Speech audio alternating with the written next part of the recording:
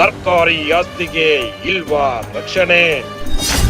ಯಾರ್ ಬೇಕಾದ್ರೂ ಅವ್ರ ಅಪ್ಪಂದ್ ಅನ್ನೋ ತರ ಸರ್ಕಾರಿ ಆಸ್ತಿಯನ್ನು ತಮ್ಮ ಸ್ವಾಧೀನಕ್ಕೆ ತೆಗೆದುಕೊಳ್ಬಹುದಾ?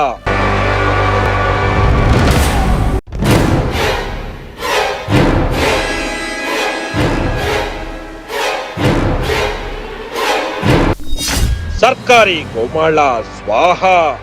ಸರ್ಕಾರಿ ಅಧಿಕಾರಿಗಳಿಂದಲೇ ಸರ್ಕಾರಿ ಗೋಮಾಳ ಸ್ವಾಹ.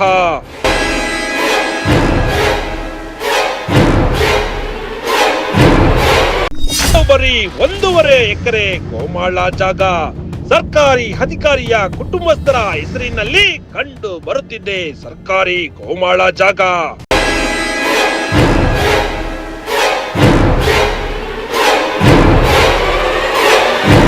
ಜಾಗ ಹೇಗ್ ನಿಮ್ತಾ ಇತ್ತು ಅಂದ್ರೆ ಹೇಳ್ತಾರೆ ತಾತ ಅಜ್ಜಿ ಅಪ್ಪನ ಕಥೆನಾ.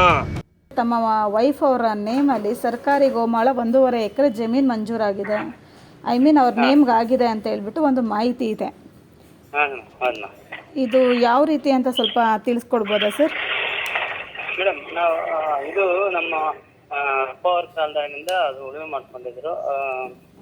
ಬಕರು ತುಮ್ಮ ಸಾಗುವಳಿಯಲ್ಲಿ ಅದನ್ನ ಅರ್ಜಿ ಹಾಕಿ ಮಾಡ್ಕೊಂಡಿದ್ದಾರೆ. ಸರ್, ಸರ್ಕಾರಿ ಕೆಲಸದಲ್ಲಿ ತಾವಿರೋದ್ರಿಂದ ತಾವಾಗ್ಲಿ ತಮ್ಮ ವೈಫ್ ಆಗಿರ್ಬೋದು ಅಥವಾ ತಮ್ಮ ಕುಟುಂಬಸ್ಥರಿಗೆ ಸರ್ಕಾರಿ ಜಾಗದ ಮೇಲೆ ಅದನ್ನ ತೆಗೆದುಕೊಳ್ಳೋದಕ್ಕೆ ಅವಕಾಶ ಇರೋದಿಲ್ಲ ಅಲ್ವಾ?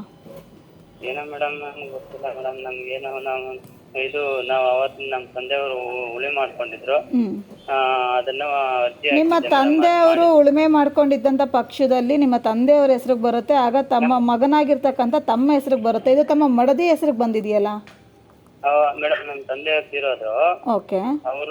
ಅವ್ರು ಹೇಳಿದ್ರು ಮೇಡಮ್ ಮಾಡ್ಕೋ ಅಂತ ಹೇಳಿದ್ರು ಮೇಡಮ್. ಸರ್, ಸರ್ಕಾರಿ ಜಾಗನ ಮಾಡ್ಕೋ ಅಂತ ಹೇಳೋದಕ್ಕೆ ನಿಮ್ಮ ತಂದೆಯವ್ರಿಗೆ ಯಾವುದೇ ರೈಟ್ಸ್ ಇರೋದಿಲ್ಲ. ಅಧಿಕಾರಿ ಕುಟುಂಬಸ್ಥರ ಹೆಸರಿನಲ್ಲಿ ಜಾಗ ಬಂದಿದ್ದಾದ್ರೂ ಹೇಗೆ? ಸಂಬಂಧಪಟ್ಟ ಅಧಿಕಾರಿಗಳು ಇದ್ರ ಬಗ್ಗೆ ಗಮನ ಹರಿಸಿಲ್ವಾ? ಹಾಗಾದ್ರೆ ಸಂಬಂಧಪಟ್ಟ ಅಧಿಕಾರಿಗಳ ಜೇಬಿಗೆ ತಲುಪಿದ್ದಾದ್ರೂ ಎಷ್ಟು? ಲಂಚ ಕೊಟ್ರೆ ಯಾರಿಗ್ ಬೇಕಾದ್ರೂ ಸಿಗುತ್ತಾ ಸರ್ಕಾರಿ ಗೋಮಾಳ ಜಾಗ?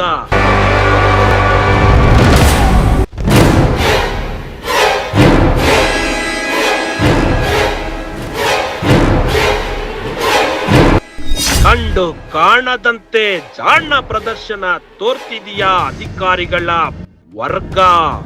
ಭೂ ಸ್ವಾಹದ ಅಸಲಿ ಕಹಾನಿ ಏನು? ನಿಮ್ಮ ನೆಚ್ಚಿನ AK ನ್ಯೂಸ್ ಕನ್ನಡ ವಾಹಿನಿಯಲ್ಲಿ.